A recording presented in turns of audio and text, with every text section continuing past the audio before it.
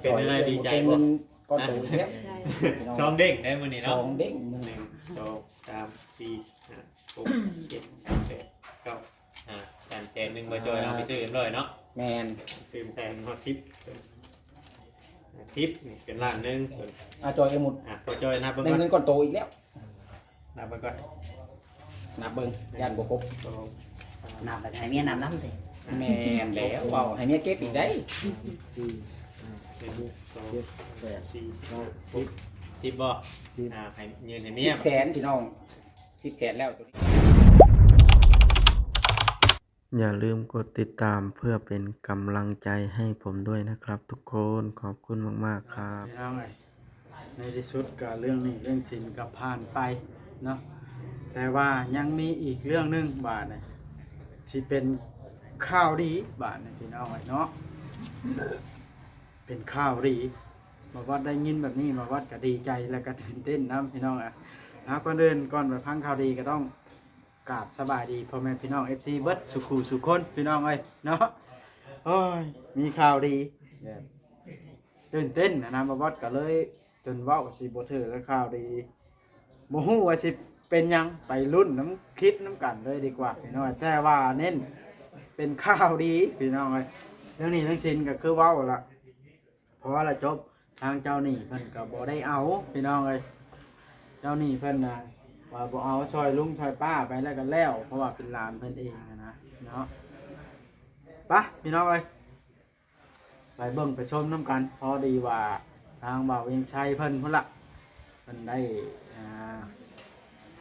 แจ้งทีมงานว่ามีข่าวดีแล้วว่าซั่นเป็นเรื่องเงินเรื่องทองแล้วก็ถือว่าบ่น้อยเด้พี่น้องเอ้ยไปเบิ่งนํกันเลยรายละเอียดอยู่ในคลิปเพราะว่าเฮาก็บ่ฮู้ปานใดนะไปอ้าวเด้ซะ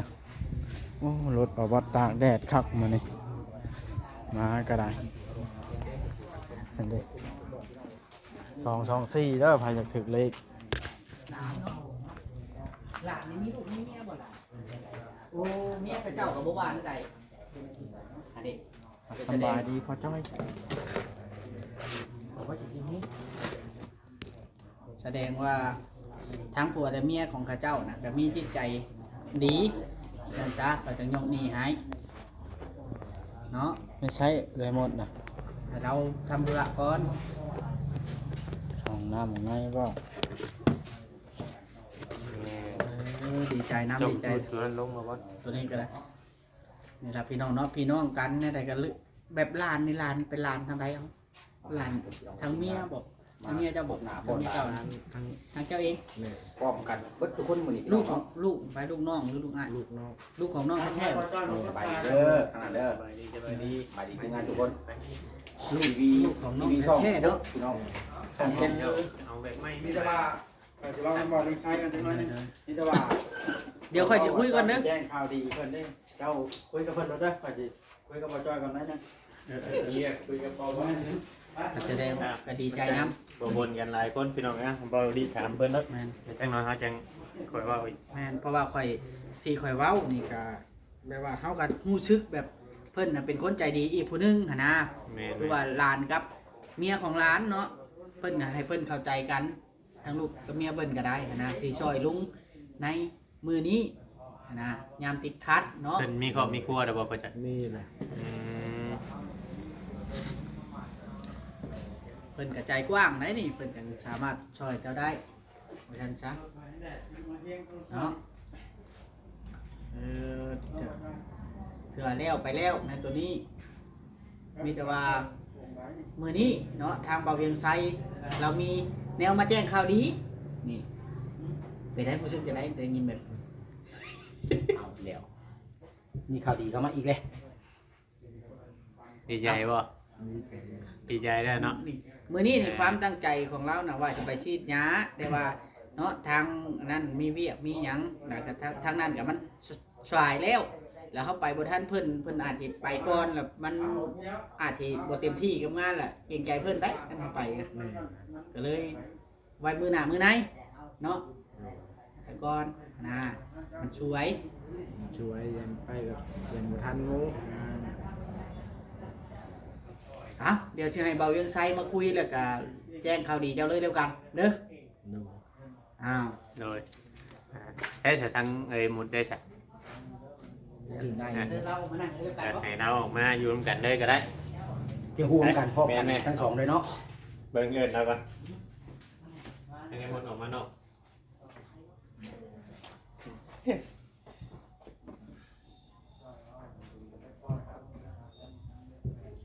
ให้หมุนนั่งอยู่ที่ข่อยไปข้างนั่นบัดนี้เด้อ โดย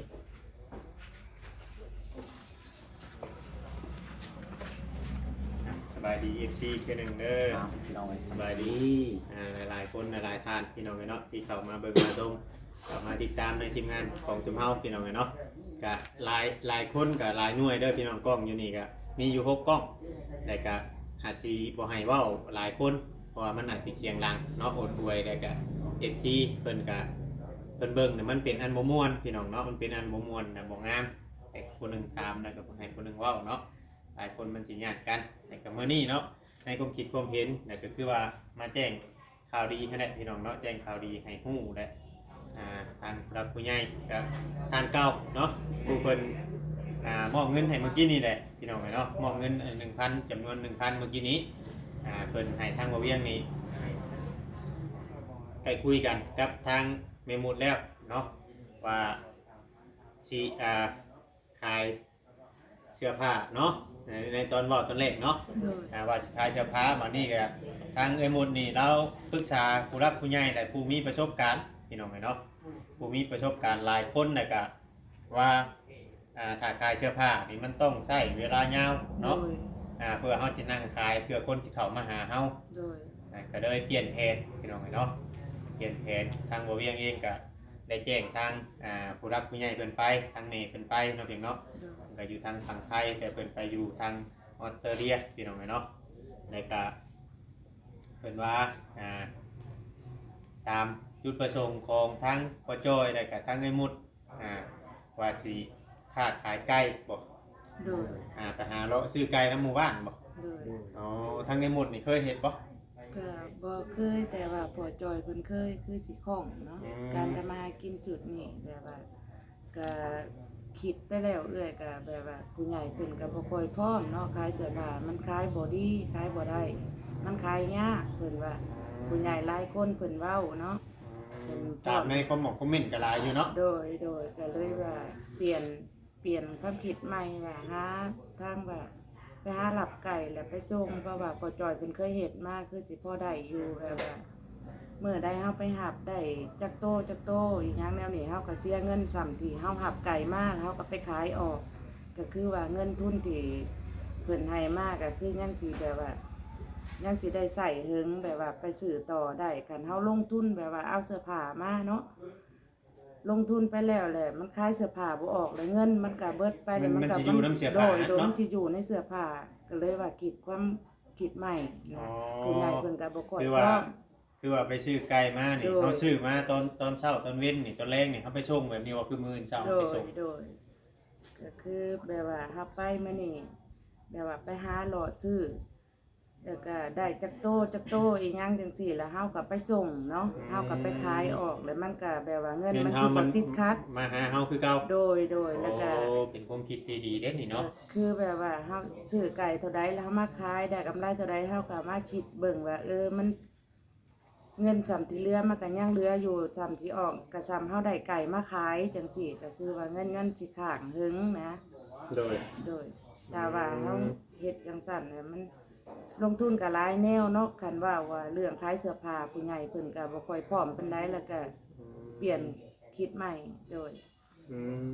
ม ถือว่าสิเล่นไก่ก่อนเนาะ โดยเรียนทางนี้เบิ่งโกน โดย เนาะ โดย แต่บางเทื่อบางทีก็ทางประจอยนี่เคยเฮ็ดตอนนั้นเฮ็ดโดนแต่บ่ เพิ่งเกิด ก็พอได้อยู่เนาะ พอได้ อืมโดย ก็ นั่นแหละพี่น้องเอ้ย ค่าน้ำมันรถอีหยังจังซี่เฮาก็สิหักออกเนาะไว้ด้วยเฉพาะแล่นรถแบบว่ามื้อหนึงเฮาใส่น้ำมันเบิดเท่าใดอีหยังซี่แล้วก็คันเฮาสิซื้อไก่ว่ามื้อหนึงได้10โตหรือ20โตหรือ30โตเฮาก็สิคิดอ่านออกง่ายเนาะ เบิ่งกล้องนี่ได้ยันว่ามันบ่มีตัวเปิดการเมืองน้ำมันนี่คือว่าเฮ เฮาก็แยกออกสมมุติว่าไก่สมมุติว่าเฮาได้20โตหรือว่า30โตเนาะเฮามาได้เฮาก็ได้ส่งโลดนะเวลาเฮาบ่ได้ตุนคือเฉพาะนี่เฮาต้องตุนเด้ โดย ตุนเฮาบัดขายบ่เบิดกูโต โดย คือไก่นี่แต่ละมื้อเฮาต้องขายเบิดเนาะ แมน เพราะเฮามีบางส่งวันนี้ยังมีอยู่บ่ผู้ดึงผู้เคยเฮ็ดแบบนี้หมู่ผู้เจ้านะ เอิ้มเดือนหมกจะมีอยู่คนหนึ่งผู้ว่าขายไก่ในตลาดกับพ่อหูอยู่พอได้ไปถามอบรมอยู่ว่า กว่าช่วงแต่ละปีเจ้าเฮ็ดเนาะไก่ราคาไก่มันบ่อยู่เหมือนเก่าเลยเนาะ แมนนะค เฮา รับ ต้อง ไก่ เบิ่ง มัน แหน่ บ่อยู่ปกติเนาะ ปกติ โดย ซื้อฮอตแบกคุณจักอาจอยเคยซื้ออยู่บ่แบกอ่ะ เคย บ่แล้วน่ะถ้าว่าเฮาเข้ากับการค้าขายได้น่ะบ่แล้วน่ะมันสิพาเฮาไปเองอีหยังกะ แมนเฮาสิเลือกเองเนาะ แม่น เรื่องหมู่เรื่องพวกเอง สมมุติว่าเฮาซื้อตัวนี้เฮาเบิ่งแหละเนาะว่ากำไรมันสิประมาณนั้นประมาณนี้แหละแล้วเฮาก็เริ่มจากไก่ต่อไปอาจสิเป็นเด้หรือว่าเป็นงัวเป็นกล้วยไปสมมุติว่าเฮามีทุนนะ โดย มันอาจสิเฮ็ดให้เฮาดีขึ้นในการค้าขายนี่มันบ่พออย่างนั้นหรอกแต่ว่าเฮาต้องเบิ่งต้นทุนว่าเฮาได้มาสำไรแหละกำไรเฮาสำไรนี่แหละพี่น้อง จ่ายสำาใดเนาะ แน่นทางผู้รักผู้ใหญ่เพิ่นก็อยากให้คุยเลยก็เพิ่นก็อยากให้ทางบ่เวียงนี่ติดตามเบิ่งเนาะถ้าว่าเอาเงินเอาหยังให้แล้วก็มอบให้ทางบ่เวียงนี่เบิ่งว่าเพิ่นให้เงินไปแล้วเนาะทางเขาเวมุดหรือว่าทางปจอยนี้สิเฮ็ดออกหลอกออกผลบ่เพิ่นว่าเนาะในเงินจำนวนที่ก็นั่นแต่ว่าเพิ่นก็อยากฮู้สมมุติว่าเจ้าสิขายเสื้อผ้านี่เพิ่นก็สิลงให้สมมุติว่านี่แหละมานี่ในความคิดของเฮาครับกับเพิ่นก็แล้วตามใจนะเฮาสิเปลี่ยนเฮ็ดแบบนี้ก่อนก็คือไอ้หมดเราเว้าอธิบายมาเนี่ยเงินมันก็ถ้าว่าขายไก่เฮาก็ได้เงินมากกว่ามื้อเนาะ โดย ถ้าว่าขายเสื้อผ้านี่บางมื้อไปนั่งนี่บางมื้อบ่ได้ขายจักตัวก็มีบ่เวียงเคยมีประสบการณ์มาก่อนแล้ว โดย ขายเสื้อผ้านี่เช่าห้านอยู่ตลาดเชโนนี่ก็เคยเช่ามาฮอด2ห้านขายเสื้อผ้าแต่ว่าก็ขายมื้อนึงก็ขายมา2ปีก็เจ๊งแต่เจ๊งก็บ่ถึงขั้นว่าลงทุนเพราะว่าข่อยเอาเครื่องเข้ามาแบบข่อยบ่ได้จ่ายเงินหั้นนะข่อยเอาเครื่องส่งก็เลยว่าข่อยบ่อยากแนะนำปานใดข่อยเฮ็ดคลิปออกมาแล้วขายเสื้อผ้าแต่ก่อนแต่ว่าตัวนี้ก็เฮาไปตามทางผู้รักผู้ใหญ่แล้วก็ไปตามใจเฮา โดย ว่าเฮามักหยังแท้ๆนะในการค้าขายนี้ว่าทางผู้ใหญ่อยู่ทางอเมริกาเนาะเพิ่นก็ว่าอยากให้ทางโกจอยก็ไปหมดนี่หาเงินอยู่แกงสวรรค์นครเฮานี่ก่อนอยู่เมืองอุทุพรเฮานี่ก่อนถ้าว่าจะลงไปพุ่นมันไกลตายูทูบเบอร์ยันว่าปั่นเฮาสุกเชิญนะยันบ่มีผู้ขายเบิ่งนะว่า ยั เพิ่ น น มีปัญหายันแบบว่าเฮาตกทุกข์ตกยากบ่ แม่นในกับเพิ่นก็ติดตามเบิ่งอยู่เด้ว่าทางโกจอยกับไปหมุดนี่สิใช้ชีวิตแบบไร โดย เพิ่นอยากให้เฮาถ่ายเบิ่งแต่ละมื้อว่าเพิ่นอยากดึงขึ้นอันใดพี่น้องเนาะคือว่าเพิ่นฝากเงินมาตัวนี้เนาะอันเงิน1,000เนี่ยเพิ่นฝากแต่เมื่อวานนี้ตัวที่บ่เวียงมอบให้แต่ตัวนี้น่ะเพิ่นฝากเมื่อกี้นี้พี่น้องเนาะหลังจากที่บ่เวียงคุยกับทางไอ้หมุดแล้วเนาะว่าเพิ่นสิขายไก่เนี่ยวันนี้น่ะเพิ่นฝากมา3,000พี่น้องเนาะเพิ่นฝากเงินมาอยู่ 3,000แล้วก็เพิ่นให้ทางบ่เวียงนี่500เนาะเป็นของทางปจอยกับไอ้หมุดนี่2,500พี่น้องเนาะวันนี้ทางร้านเพิ่นฮักเอาแต่มันก็สิบ่ครบเนาะ แมน แต่ว่าเฮามาเป็นเงินกีบ 3,000 นี่มันสิได้อยู่2ล้านพี่น้องเนาะ2ล้านวันนี้แหละของเงินบ่เวียงแล้วก็ของปจอยนี่สิได้อยู่ล้าน6เนาะเพราะว่าเฮาซื้อเอ็มร้อยอีกครับอันนมมาให้ทางไอ้หมุดปจอยแล้วก็ทีมงานเฮานี่แหละกินนำกันเดี๋ยวอยากสิมอบเงินให้เพิ่นพี่น้องเนาะทางเพิ่นสิตกอยู่ล้าน6พี่น้องเอ้ย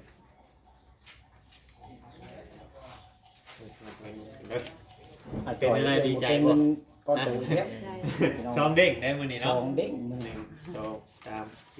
5 6 7 8 9แสนหนึ่งมาจอยเอาไปซื้อเอ็มร้อยเนาะ แมน คือแสนฮอตชิปเป็นล้านหนึ่ง อาจอยหมด พอจอยนับเบิ่ง ใน ก่อน เงินก้อนโตอีกแล้ว นับเบิ่งก่อน นับเบิ่งยันบ่ครบ สอง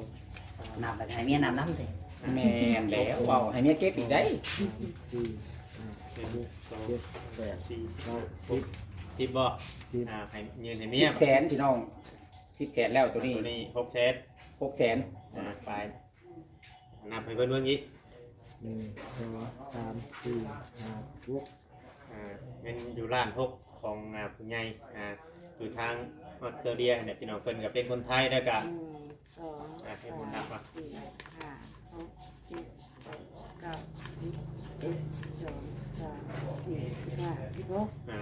4 5 16 16ใบก็คือว่าล้านหกเงินล้านหกนี่บ่เวียงสิขอถามสมมุติว่าทุกเจ้าไปซื้อมื้อหนึงนี่ซื้อไก่นี่เบิดบ่ต้องเบิ่งนะถามไปซื้อได้อันตามที่เจ้าเคยซื้อนะเบิดบ่คือว่าเดี๋ยวแต่มื้อบ่ มันก็แล้วแต่มื้อละมื้อก็ บ่พอเนาะทำเนาะละมื้อนะ มื้อก็บ่พอละมื้อ ซื้อไก่เป็นโตมาขาย แม่ แล้วบ่ แม่น ตัวละ5 6 70 80เนาะบ่เวียงมันได้สิได้จักโตซะตรงนี้นะ อันนี้เขาถามเบิ่งซื่อบ่ได้อันนั้นเนาะคือว่าเงินในจำนวนอยู่ล้านหกเนาะเงิน2,000 กว่าบาทนี่นะแต่ว่าลองเซิร์ชเบิ่งว่าเอาซื้อมานี่สมมุติว่าล้านหกนี่เอาไปซื้อมุดล้านหกหรือว่าเฮาซื้อประมาณล้าน3หรือว่า3เซนนี่คือว่าค่าน้ำมันเฮาเนาะ3เซนนี่ค่าน้ำมันเฮาได้ ข้าวไปแม่กินน้ำในได้เข้าไปเฮาก็คือปากที่ท้องไปน้ำ มัน เนาะ มันสิได้กำไรชำไรขนาดนี้เนาะเฮาก็อยากฮู้ตัวนี้แหละกับทางผู้รักผู้ใหญ่เพิ่นอยากเบิ่งมื้อต่อไปแหละบางเทื่อบางทีเฮาอาจจะมาอัปเดตให้พ่อแม่พี่น้อง FC เบิ่งเนาะแต่คือว่าเฮาได้ทำหน้าที่เฮาเป็นที่เรียบร้อยแล้วพี่น้องเนาะในจุดนี้แล้วก็มีให้ทางเอมูดแล้วก็ทางพ่อจ้อยนี่ขอบคุณทั้งแม่เพิ่นอีกเทื่อนึงเนาะขอบคุณแม่เพิ่นอีกเทื่อนึงเดี๋ยวเบิ่งกล้องเฮาหน่อยเด้อเบิ่งกล้องทางคุณนะ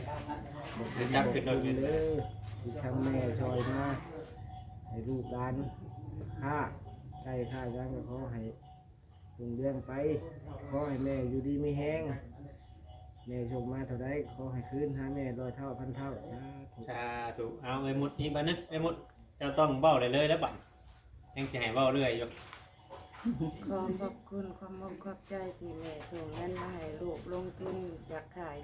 ก็ลูกก็ได้สมหวังที่ว่าแม่ส่งให้แล้ว จะพยายามจะพากันเฮ็ดให้ดีที่สุดแบบว่าไว้มีอิหยังที่แบบว่าเกิดขึ้นแบบว่าบ่หักบ่ยืมขอคนอีกแล้วแบบว่าเงินในร้านที่แม่ให้มานี่ก็สิตั้งใจไปซื้อไก่แล้วลองมาขายเบิ่งว่ามันสิได้มื้อหนึงซำใดสาธุ ถูกเนาะก็ขอบคุณทางงานผู้รักผู้ใหญ่เนาะพี่น้องเนาะที่ว่าไว้วางใจทีมงานเฮาพี่น้องเนาะกับเป็นว่าให้ทีมงานเฮานี่พากันอัปเดตเบิ่งพี่น้องเนาะเบิ่งทางพ่อจ้อยแล้วก็ทางไอ้มุนนี้เนาะพี่น้องค้าขายว่าสิได้ผลออกกำไรทำไรพี่น้องเนาะมุกขอบใจที่ว่าเป็นเนื้อเสียใจพี่น้องเลยก็ขอบคุณให้เพิ่นอยู่ดีมีแห้งเนาะปราศจากโรคภัยไข้เจ็บทั้งใดทั้งปวงขอให้มีแต่ความสุขความเจริญในหน้าที่การงานเด้อเนาะปรารถนาสิ่งใดก็ขอให้สมความมุ่งมั่นปรารถนาสาธุเนาะพี่น้องเนาะพอเดี๋ยวพ่อบอกไป ก็หลายนาทีพอสมควรพี่น้องเลย นี่ได้ให้เพิ่นพักผ่อนบัดนี้เนาะขอมุกขอบใจทั้งไอ้มุดทั้งพ่อจอยคือกันโดยสบายดี สู้ๆเนาะ สู้ สู้ๆต่อไปพี่น้องเลยสิเฮ็ดให้ชีวิตเฮาดีขึ้นเนาะแนวใดมันสิได้เงินจากเพิ่นให้มากั ให้ น ได้ก็ สบายดีเด้อ เด้อสบายดีตั้งมุกตั้งใจสมกับผู้ใหญ่เพิ่นอยากช่วยได้เอ้ยบาดนะ เฮ็ดพยายามให้ดีที่สุดเนาะบ่บอส แม่ก็สิได้จบคลิปละ คลิปนี้ก็ นี่ดิ ได้จบภารกิจลงไปด้วยกัน พี่น้องก็